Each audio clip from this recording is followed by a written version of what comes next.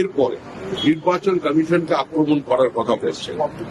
নির্বাচন কমিশন অফিসের সামনে কি হচ্ছে সেটা প্রত্যেকের দেখা, এবং যে রাজ্যে আইনজীবীরা বারবার আক্রান্ত হয় তো সেখানে আবার পাল্লায় হবেন, এটা অত্যন্ত স্বাভাবিক। 15 ঘন্টা ধরে মুখ্যমন্ত্রী যদি চাইতেন তাহলে ওখান থেকে অবরোধ তুলে দিতে পারতেন।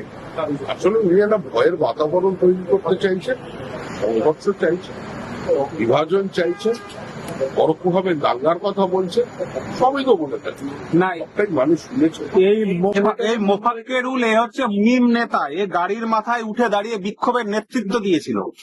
মোফাক্কেরুল বলে যে অ্যারেস্ট হয়েছে, মোফাক্কেরুল ইসলাম। কি বলছেন? মুম্বাই থেকে এত অঙ্গে এত রূপ, ইমো যা হুমায়ুনও তাই আর ইকবালও তাই।